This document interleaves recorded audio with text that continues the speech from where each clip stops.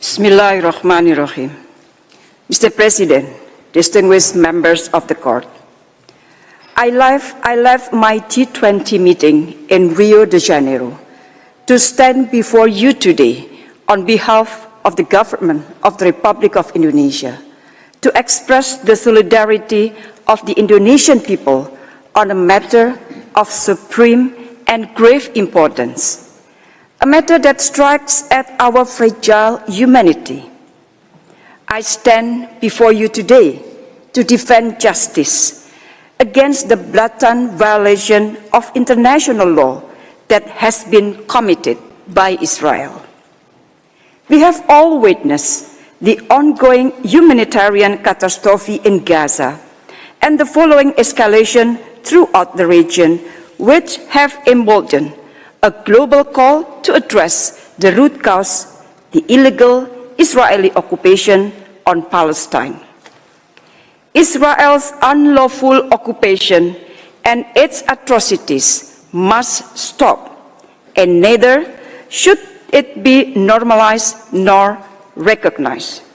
Mr. President, members of the court, it is clear that Israel has zero intention to respect, let alone abide by, its international legal obligation. The Prime Minister Benjamin Netanyahu even said, and I quote, "Nobody will stop us, not The Hague, not anybody else," unquote. This is also evident in Israel's action in Gaza, as it is continuing its indiscriminative campaign of annihilation against civilians in Gaza. Apparently, the death of almost 30,000 lives is not enough for Israel, as it is close to launch another strike on Rafah, once the only gateway for life-saving humanitarian assistance to Gaza. No state should be granted a free rein to do anything they want against weaker state. This is why we have international law. This is why we need to uphold it. The role of ICJ is central to safeguard what the so-called rule-based international order. There is a big hope from the international community. I repeat, a big hope that ICJ delivers a favorable advisory opinion to the interests of justice and humanity. Mr. President, members of the court, the hope is on this court.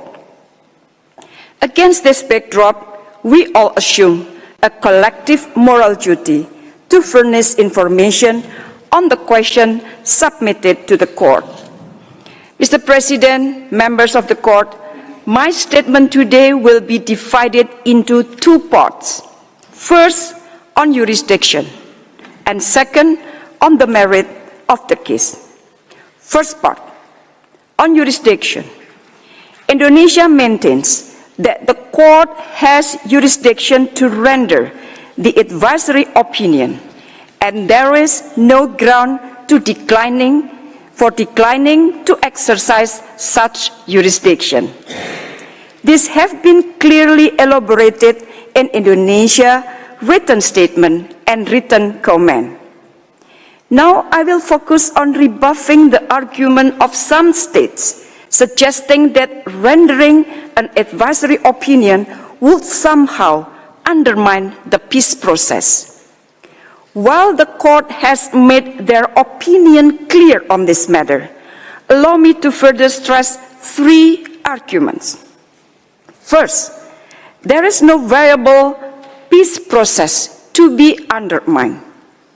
Israel has been consistently obstructing a negotiated two-state solution.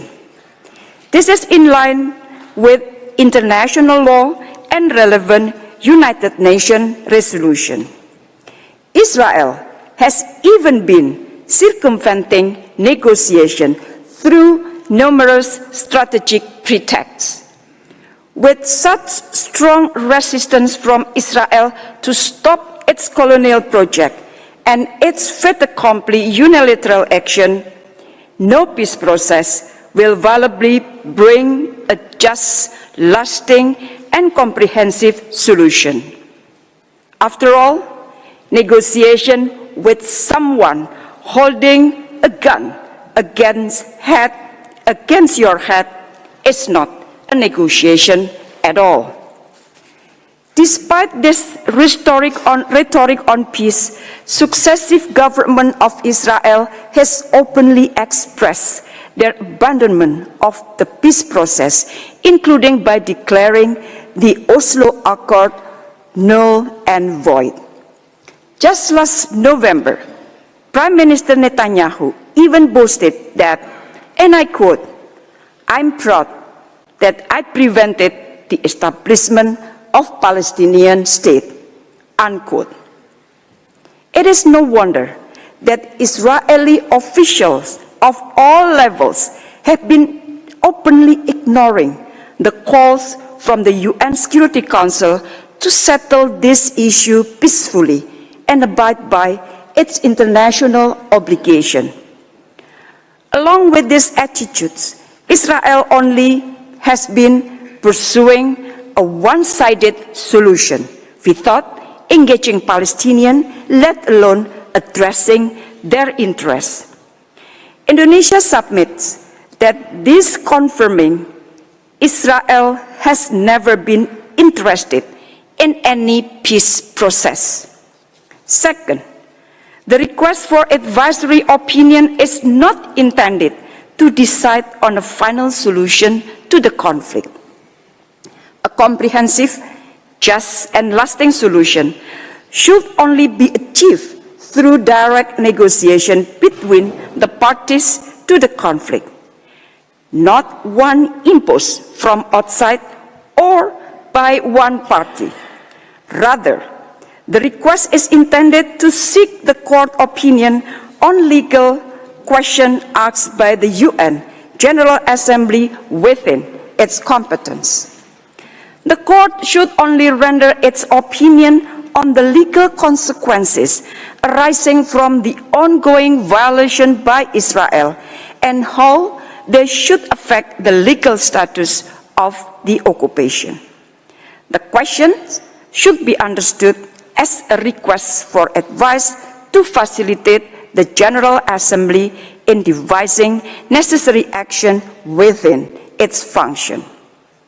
Third, the court opinion will positively contribute to the peace process by presenting additional elements of the law for a comprehensive resolution of the dispute.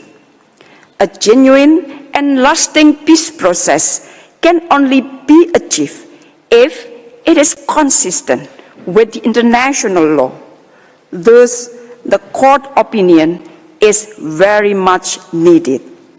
By clarifying the relevant legal rules, the court opinion will help in resolving the stalemate that have impeded the peace process. In addition to this positive impact, the court's opinion would be useful to guide the future step to be taken by the United Nations and all states. Thus, Indonesia submits that there are no grounds to dismiss this request on the basis that it will risk fundamentally delegitimizing any future prospect of peace process. Mr. President, members of the court, my second part is on the merit of the case. Indonesia has made clear its legal argument on the question posed to the court as appeared in our written statement. I will begin with the continued denial of inalienable right of Palestinians to self-determination. In its 2004 advisory opinion on the wall, the court reasserted the Palestinian right to self-determination is no longer an issue. This confirmed the long-held belief of the international community, including as expressed through various UN Security Council and General Assembly resolutions, that the Palestinian people are entitled to self-determination. Let me reconfirm Indonesia's position in line with the court view that the fulfillment of such right is an erga omnes obligation. In other words, all countries, I repeat, all countries have a legal obligation to respect that right and to contribute to its realization. Consequently, any endorsement or recognition of Israel's policies or practices that obstruct the right to self-determination of the Palestinian shall be unlawful. Mr. President, members of the court, in addressing the issue of the right to self-determination to Palestinian, it is also important to remind ourselves that the occupation has become an instrument to suppress such a fundamental right. This court, in its opinion on the wall, as well as the UN Security Council and General Assembly in their resolution, have reaffirmed from time to time the status of Israel as an occupying power. The occupation has been prolonged and enabled by Israel's series of breaches of its obligation under international law, including international humanitarian law and international human rights law. Now allow me to elaborate the following. First, the Israeli occupation is a result of an unjustified use of force. Therefore, the occupation should be unlawful from the beginning and continues to be so. The use of force by Israel could not be justified under the guise of self-defense. It is also in breach of the principle of necessity and proportionality. It is indeed against the prohibition of aggression, a peremptory norm of international law from which no derogation is permitted. Second, the illegal annexation of the OPT. As an occupying power, Israel is legally obliged to keep its occupation temporary. This has been violated by Israel as it has been attempting to make its occupation permanent and also to annex part of the occupied territory. As a matter of law, under no circumstances shall Israel be allowed to annex any part of the occupied territory. The UN Security Council, in its various resolutions, has reaffirmed the established principle that acquisition of territory by war is inadmissible. It is an absolute principle that applies even in circumstances where war has been resorted to lawfully, such as in self-defense, which is certainly not the case of Israel. Israel's transgression to international law does not stop there, as it has declared that Jerusalem is the eternal, undivided capital of Israel. Not only are these actions unlawful, they are also highly prejudicial to the prospect of a two-state solution. Third, continued expansion of illegal settlement. The policy of Israel in transferring its own population and forcibly displacing Palestinians from the occupied territory contravenes the fundamental rules of the international humanitarian law. This policy is a clear violation of the Article 49 of the Fourth Geneva Convention to which Israel is a state party.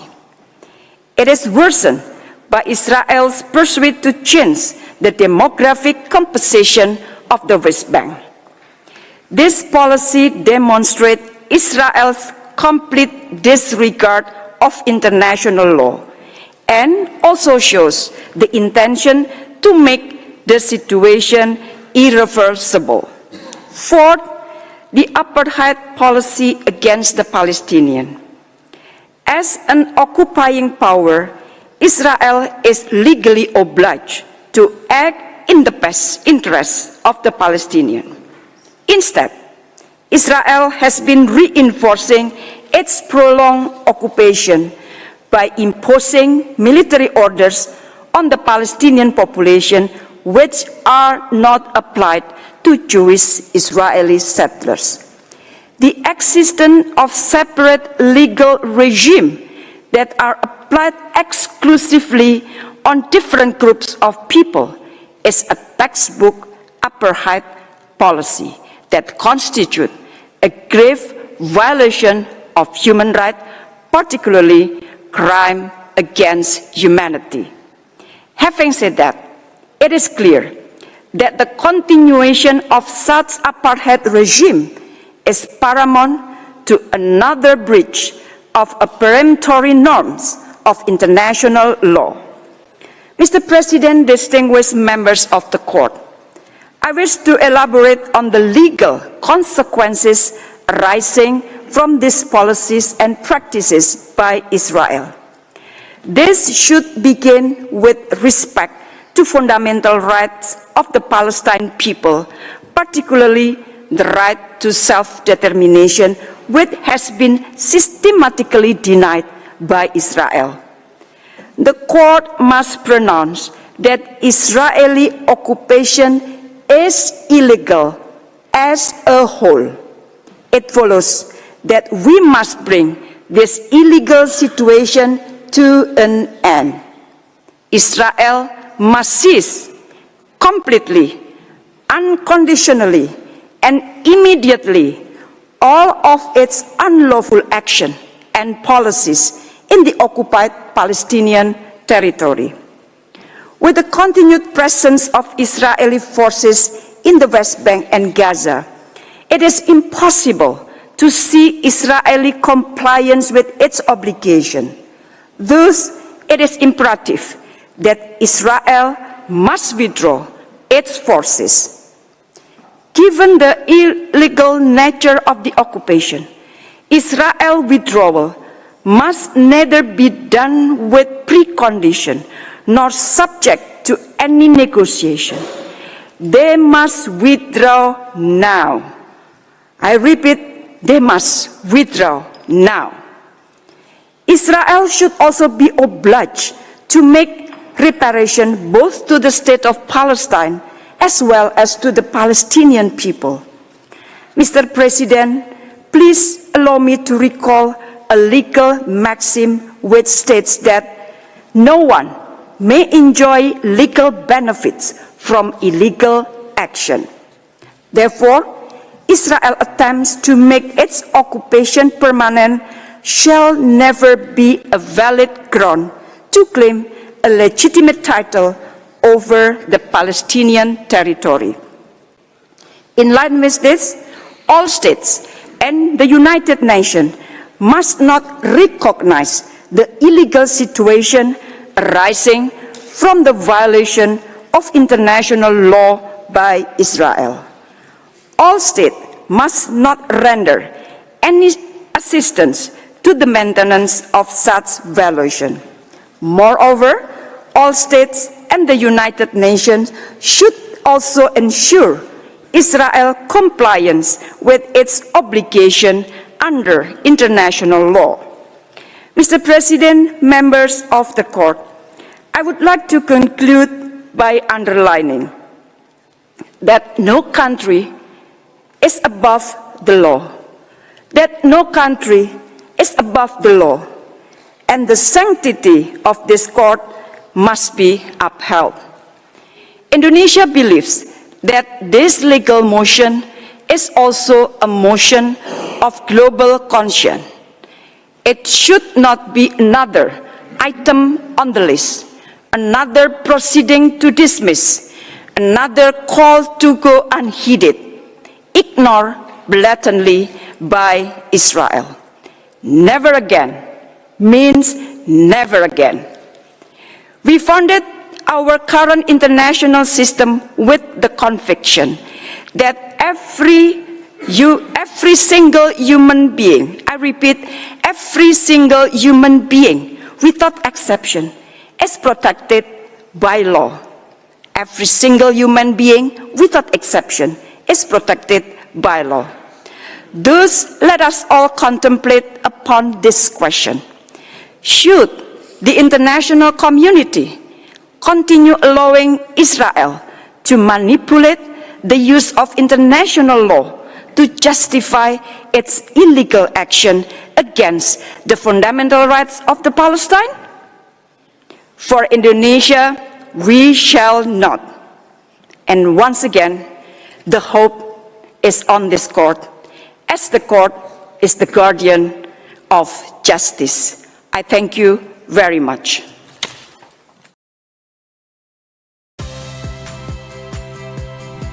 Saya Audrey Chandra, saksikan program-program Kompas TV melalui siaran digital, pay TV, dan media streaming lainnya. Kompas TV, independen, terpercaya,